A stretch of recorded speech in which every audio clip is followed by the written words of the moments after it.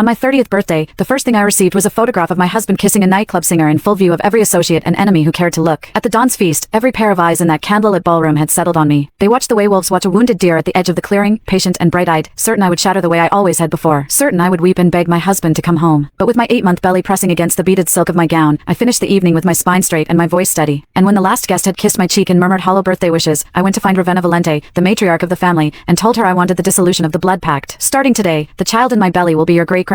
But it will have nothing to do with Zeno. Ravenna never imagined that I, the woman who had once loved her grandson so fiercely that I would have swallowed poison for him, could stand in front of his open betrayal with dry eyes and a voice like polished marble. She never imagined I would choose to keep the heir but sever the father. She didn't know that from the moment I learned I was carrying this child, Zeno had been keeping company outside our home. Young models, minor actresses from the entertainment fronts, women who smelled like other men's cigarettes and cheap champagne, cycling through his private suite at the social club like a revolving door. Every time, I had sobbed. I had screamed. I had stood in the foyer of the Valente compound in my nightgown, pitifully begging him to come home. And every time, the next morning, Zeno walked out with his collar pressed and his jaw set, and the grapevine carried fresh photographs of his mouth on yet another new woman. Last night, because the pregnancy had turned vicious, cramps twisting through my lower back like fists, I called him. What I heard on the other end was not his voice. Not at first. First came the sounds, tangled breathing, a low laugh, the clink of a glass being set down. Zeno. A woman's voice, throaty and sweet as poisoned honey. Tell me, between me and that woman, who holds more space in your heart? I pressed the phone harder against my ear. I heard him clearly, the man who had once sworn before God and the matriarch that he would protect me until his blood ran cold. His voice was thick, heavy with want. Of course it's you. That woman was dull from the start. After she got pregnant, she puffed up like a pig. Just seeing her makes me want to throw up. In that moment, the baby in my belly went still, and the heart in my chest went quiet too. Since Zeno was no longer the Zeno who had once cared for me, I chose to cut away the father, keep the child, and hand him back his freedom. Only after I truly disappeared did he lose his mind searching for me. On my 30th birthday, the first surprise I received was a photograph that spread across the grapevine like wildfire. In the image, Zeno had his hand wrapped around the back of a woman's neck, pulling her into a kiss. She was Maeva Lazari, a singer at a lounge connected to a rival outfit. The photograph had been taken at a public venue, deliberately, brazenly, as if he wanted the entire underworld to see. But an hour earlier, he had been kneeling in front of me in our bedroom at the compound, pressing his lips to my swollen stomach, whispering promises to the child inside. Every guest at the feast turned to look at me at once. Some faces held pity, most held the barely concealed hunger of people who had come to watch a fire burn. Signora. The household courier had sweat beading at his temples. He pulled the phone from the table and stepped to the side, shielding the screen with his body. Do you want me to shut this down? I can make the calls. Have the image scrubbed. He kept his voice low, careful, the way one speaks near a woman who has shattered before and might shatter again. He was thinking of the baby. My voice was calm. No need. Just go ahead and cut the cake. His throat worked. Should we not wait for the Don to return? I shook my head. No need. The room shifted. The spectators who had arranged themselves for the show went still in their chairs, wineglasses suspended halfway to their lips. Someone had placed that photograph in front of me on purpose. Someone in this very room had wanted to watch me fall apart, sobbing the way I had every other time. They had expected the performance, the tears, the spectacle of the Don's pregnant wife losing her dignity in front of the entire family, but I did not give it to them.